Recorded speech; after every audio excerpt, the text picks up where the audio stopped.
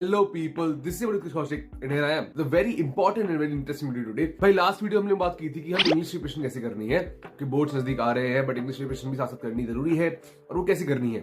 मैंने बताया था कि डोमेन प्रिपरेशन आपकी बोर्ड के साथ हो जाएगी, कॉज सीयूईटी में वही कुछ आने वाला है जो आप डोमेन्स के लिए अपने बोर्ड्स के लिए पढ़ोगे। बट इंग्लिश और जीटी ऐसी चीज है जो कि अलग होती है। अगर आपको समझ नहीं आ रहा किस बारे में बात कर रहा हूँ, इंग्लिश जीटी क्या कैसे, तो वैसे तो आप वीडियो देख लो, ये आई बटन कहीं कहीं आ रहा होगा या फिर कहीं तो नीचे लिंक होगा, जाके चेकआउट कर लेना। CUET 2024 का स्ट्रक्चर कैसा है, कैसा एग्जाम होने वाला है, सिलेबस क्या है, पैटर्न क्या है, सब कुछ समझ आ जाएगा इस वीडियो के अंदर, तो जाके चेकआउट कर लेना। बाकी मैं थोड़ा बता देता हूँ ताकि जो मैं आगे बोलने वाला हूँ वो आपको क्लियरली समझ आए। तो CUET एग्जाम जो 3 सेक्शंस में होता है, सेक्शन A लैंग्वेज होता है, सेक्शन B होता है आपका डोमेन टेस्ट, सेक्शन C होता है जनरल टेस्ट जिसे हम GT भी बोल देते हैं। तो इंग्लिश के बारे में बात कर ही चुके हैं, डोमेन से प्रेप हो रही है अपने आप बोर्ड से साथ साथ, और उसे आगे कैसे करना है उसकी वीडियो आती रहेंगी, चिल करो, एग्जाम फूड हो जाएगा, चिंता नहीं करनी है। अब बात करते हैं सेक्शन 3 की, दैट इज GT। और GT जनरल टेस्ट सबको नहीं देना होता है। जैसे मैंने बताया था उस वीडियो में कि हर कोर्स का, हर डिफरेंट यूनिवर्सिटीज का क्राइटेरिया अलग अलग है।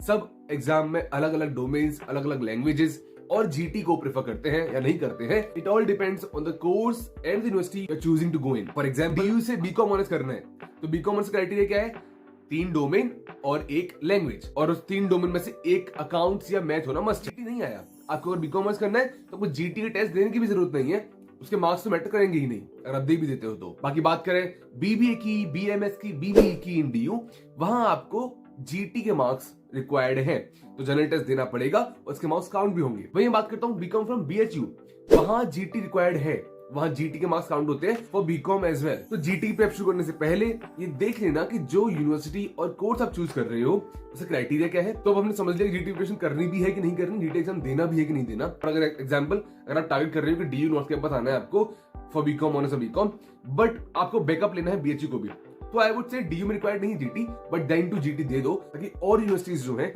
जहां GT रिक्वायर्ड है उन्हें आप एज अ बैकअप रख पाओ। मूविंग अहेड, अब बात करते हैं GT एग्जाम के बारे में। तो GT में आपके 60 क्वेश्चन आने वाले हैं, इसमें से 50 अटेम्प्ट करने हैं, मतलब टोटल 250 मार्क्स का पेपर है, 5 for right answer and -1 for each wrong answer. ये सब नेगेटिव मार्किंग, कितने मार्क्स मिलेंगे, कितना टाइम मिलेगा, ये सब मैंने बताया हुआ है इस वीडियो के अंदर, all about CUET 2024, go check that out. तो 60 में 50 करने हैं इन 1 आवर, मतलब अप्रोक्सीमेटली 1.1 मिनट्स है फॉर ईच क्वेश्चन। अब कैसे प्रिपरेशन करनी है, जैसे मैंने इंग्लिश में बताया था वैसे ही सिस्टम के साथ समझेंगे कि भाई आता क्या है और उसे कैसे कैसे प्रिपेयर करना है। शुरू करते हैं सिलेबस के साथ में। आता क्या है, GT पेपर पूरा 3 सेक्शन में डिवाइडेड होता है। ऐसे सेक्शन लिखे हुए नहीं आएंगे कि सेक्शन 1, सेक्शन 2 है, सेक्शन 3 है, ऐसा कुछ नहीं आता है, बट 3 तरीके के क्वेश्चन आते हैं मेनली यहाँ पे। फर्स्ट होते हैं आपके GK and current affair question, second होते हैं आपके क्वांटिटेटिव मैथ के क्वेश्चन, क्वांट के क्वेश्चन, और फोर्थ होते हैं आपके लॉजिकल रीजनिंग क्वेश्चन। अब कितना कितना वेटेज रहता है, लास्ट ईयर 75 क्वेश्चन आए थे, हमें 60 करने थे, वहां जो वेटेज रहा था वो था 1:2:2 का।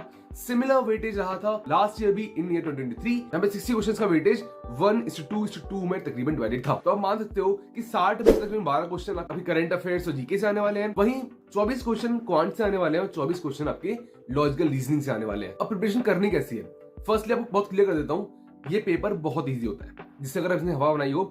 मेरे इस पेपर में 99.7 कुछ परसेंटाइल आई थी और मैंने कुछ खास प्रिपरेशन नहीं की थी, जो बता रहा हूँ उससे भी कम की थी, बट आप इसे कर लोगे तो फॉर श्योर आपका बेटर चांसेस बन जाएंगे। तो डरना बिल्कुल नहीं इस पेपर से। लोग डराते हैं, मैंने देखा कि भाई यार बहुत टफ पेपर है, हमने नहीं पढ़ा अब तक, आज तक लोग डरते भी हैं बहुत ज्यादा, but actually speaking about it, आपने 10th तक मैथ पढ़ी है, थोड़ा फास्ट कैलकुलेशन और कॉमन सेंस लगाना शुरू कर दोगे और थोड़ी प्रिपरेशन कर लोगे तो पेपर डन है। तो चलो शुरू करते हैं करंट अफेयर्स और GK के साथ में ये क्वेश्चन कैसे करने हैं। अब 12 क्वेश्चन तकरीबन 6 क्वेश्चन आते हैं करंट अफेयर्स और GK के। आई नो कि लोग सजेस्ट करते हैं कि आप ल्यूसेंट एक बुक आती है बहुत अच्छी GK के लिए, करंट अफेयर्स की ल्यूसेंट की बुक आती है, उसे ले लो, बट आई वुड से अभी हमारे पास टाइम है, और सेकेंडली इसमें केवल 12 क्वेश्चन आते हैं, थर्डली हमें 60 में से 50 क्वेश्चन करने हैं, फोर्थली ये बहुत वाइड है, दैट इज कि भाई करंट अफेयर्स एंड GK इतनी वाइड चीज है ना कि इसमें क्या कुछ भी आ सकता है।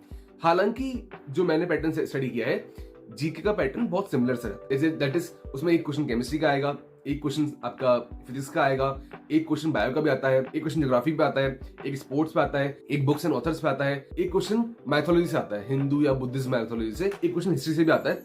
इसे करना थोड़ा टफ होता है बिकॉज वो कहीं से भी दे देते हैं। वही मैंने बोला ना, बहुत वाइड चीज है। जब हमारे बोर्ड्स नजदीक आ रहे हो और हमारे पास और भी चीजों का, डोमेन्स का और इंग्लिश का पहले से काफी बर्डन हो, तो क्या हमें इन 12 क्वेश्चन पे बहुत ज्यादा ध्यान देना चाहिए?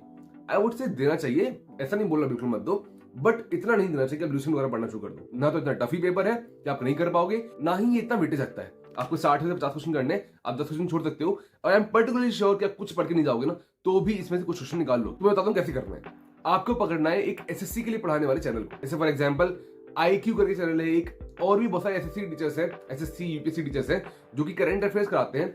आपको मंथली करंट अफेयर्स की वीडियो उनसे देखनी है।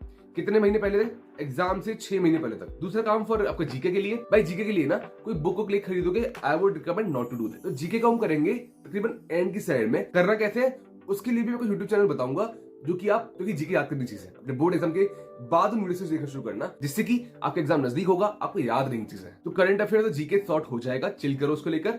Moving ahead to quants. अब मैंने क्या बोला, 24 इज 48, बहुत बड़ा सेगमेंट है क्वांट्स और एलआर का, और ये चीजें ही सबसे इजीली डुएबल है। भाई जीके वगैरह तो बहुत वाइड है, बट क्वांट्स और एलआर डुएबल चीज है। तो क्वांट्स कैसे करनी है, मैं एक डॉक्यूमेंट ऐड करूंगा डिस्क्रिप्शन में और कमेंट बॉक्स में भी, आप उसको खोलना, वहां क्वांट्स के टॉपिक्स दिए होंगे, क्योंकि पास्ट 2 इयर्स में काफी ज्यादा आए हैं या फिर जो आ सकते हैं। अब पढ़ना शुरू कहां से करना है, आप कोई भी आईपीमेट के लिए पढ़ाने वाले यूट्यूब चैनल खोल लीजिए। आईपीमेट एक एग्जाम है जो कि IIM इंदौर वगैरह के लिए होता है फॉर IPM प्रोग्राम, उसके लिए यूट्यूब चैनल पढ़ा रहा हो, उसे खोल लीजिए। उन टॉपिक्स की जो लिखे हुए हैं उनकी बेसिक अंडरस्टैंडिंग आप वहां से ले लीजिए। एक चैनल और है दैट इज करियर राइड। मैं नहीं बोलूंगा कैट लेवल का पढ़ो या आईपीमेट लेवल का पढ़ो, आपको बस एक बेसिक अंडरस्टैंडिंग लेनी है वहां से कि भाई ये टॉपिक है स्पीड डिस्टेंस टाइम का, इसमें किस किस तरीके के क्वेश्चन आते हैं। ये टॉपिक है मे बी पाइप सिस्टम का, इसमें किस किस तरीके के क्वेश्चन आते हैं। रेशियोज का है, मिक्सचर एलिगेशन का है, कैसे कैसे टाइप के क्वेश्चन आ सकते हैं इसके अंदर। अब बस वो समझ लो और उनके नोट्स बना लो, ठीक है। तो टॉपिक समझ में आ गए, फिर आगे क्या करना है वो बताऊंगा एलआर के बाद। पहले एलआर समझना करना है, लॉजिकल रीजनिंग में सेम पैटर्न फॉलो करना है इनको।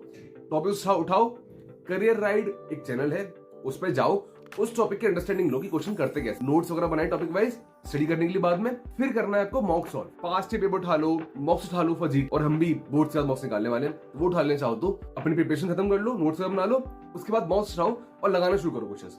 देखो कि क्या वही पैटर्न है, वही पैटर्न क्वेश्चंस हैं जो आपने पढ़े हैं, या फिर कोई टाइप के क्वेश्चन आपसे नहीं हो रहे हैं। आपने सोचा कि स्पीड डिस्टेंस टाइम पढ़ा तो है मैंने, बट क्वेश्चन लगा पा रहा उसके, 3D ज्योमेट्री पढ़ी तो है मैंने, बट क्वेश्चन लगा पा रहा उसके। तो ऐसे केसेस के लिए एक बुक है RS अग्रवाल फॉर क्वांट्स, इसका PDF भी अवेलेबल होगा गूगल के ऊपर, उसको उठाना और वहां से उस टॉपिक के क्वेश्चन लगाना शुरू करना। और जब आप प्रैक्टिस करोगे ना तो समझ में आएगा कि आप कहाँ गलती कर रहे थे। समझ क्या करना है, पहले सारे टॉपिक स्टडी कर ली, फिर देखा कहाँ हम वीक हैं, फिर उस वीक पॉइंट पे काम करना शुरू कर दिया।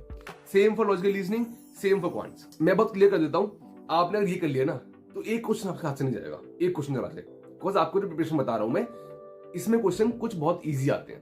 तकरीबन 20 क्वेश्चन ऐसे आते हैं लॉजिकल रीजनिंग और क्वांट्स मिला के, जो कि एक बच्चा कर देगा। क्योंकि 10th लेवल, भाई सोचो ना, क्वांट्स होती है 10th लेवल की मैथ, और 10th लेवल तक सबने पढ़ाई हुआ है।